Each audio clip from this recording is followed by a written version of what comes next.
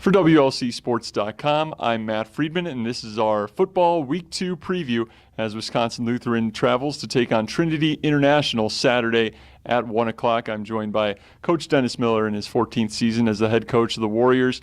WLC coming off of a 20-14 loss to Lake Forest in the season opener last Saturday after falling behind 20-0. Came back with 14 straight points in the fourth quarter and made things very interesting. So what was the feeling, Coach, in the locker room after that game? A very positive comeback to end it, but still the negative result of a loss.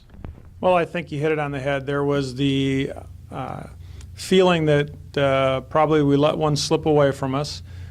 We still had the idea that we are capable of some very good things here. But if you're going to win a football game, you need to play 60 minutes. And so I think it was, if you're going to lose a football game, it was the kind of game you want to lose. You came away understanding that you can be good and feeling good about some of the things that you did, but realizing we're going to have to work harder and better for the entire duration of the game if it's going to turn into a win for us. And now, what did you learn about the team from that first game? We talked about it last week, that they've been playing against each other for a few weeks during preseason camp, and now you got to see them take on an opponent. So what areas did you feel like are strengths with this team, and where are you still working to improve in practice? Well, there are a lot of areas that we felt good about when the game ended. We know that we have the capability of being a quick strike offense, and that's what we're trying to accomplish with what we're doing on offense. And that's really positive, because if we feel that we are that, we also feel like we're in a game right to the very end. And that was kind of the message at halftime, is that with what we do offensively, it doesn't take long for us to get back into the game. And so I think from an offensive standpoint, we felt good about that. We felt like we were able to create some momentum for ourselves and to do some nice things there. Defensively, we know that when we execute at a high level, people are going to have a very challenging time moving on us. We did a great job other than a few plays, and the few plays cost us points. So the positives were those.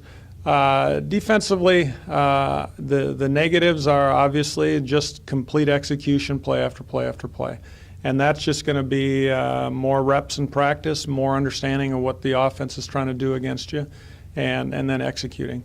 From an offensive standpoint, we need to be more physical on probably every phase of the game. We need to be more physical on the perimeter, and we need to be more physical on the offensive line. And so those are some of the takeaways that we had from the game on Saturday. And this coming Saturday, you take on Trinity International, an NAIA opponent.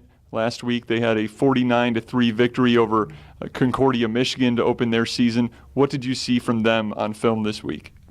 Well, they're a very good football team. They're well coached, and they're very athletic. They move around very well. They have outstanding team speed, really on both sides of the ball. It really shows up on the defensive side of the ball with their scheme. They like to bring pressure, and they're very athletic and move around very well. So we're going to have to really, again, be assignment conscious, make sure that we're gap sound on both sides of the football to do a consistently good job against them on Saturday. And it's a team that has a third-year quarterback in Steven Anderson, who is a run-pass threat, and then they have also a third-year running back in Chris Elliott, who's had a couple back-to-back 1,000-yard seasons. So how do you limit them offensively?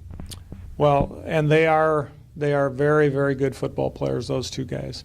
Number one, the quarterback, you got to be sure that you keep him in the pocket. He's a guy that, in addition to doing very well with his arm, he likes to run around as well. And so you just have to really do a nice job at keeping him inside and keep the running lanes to a minimum. As far as the running back goes, you just got to tackle him when you have the opportunity, because he's got speed, and he's obviously quick enough to hit the holes and make a good cut. So we just have to grab cloth and run to the football, and kind of cliches, but nonetheless, that's how you deal with those kind of players. And Coach, the coach across the field from you Saturday is Kirk Werrett, and you're very familiar with him as he started out here at WLC as an equipment manager. Take us through his story a little bit. Well, it's a great story. Kirk is one of the really fine people in the profession, and He's a great person. He came here as a student at UWM and wanted to assist with the football program. And the only spot that we had available at the time was in the equipment area.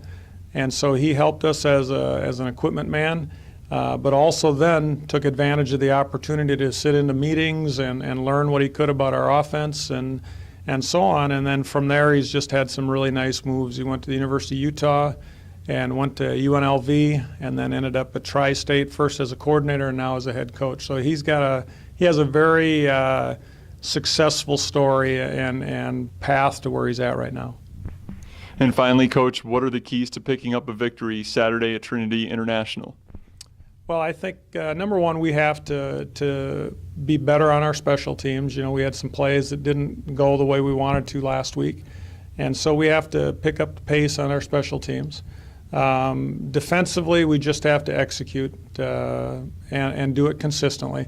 Not have the breakdowns, not have the mental breakdowns, and then offensively, we have to control the line of scrimmage. We have to make sure that we're aware of what their blitz schemes are and make sure that we have everybody accounted for.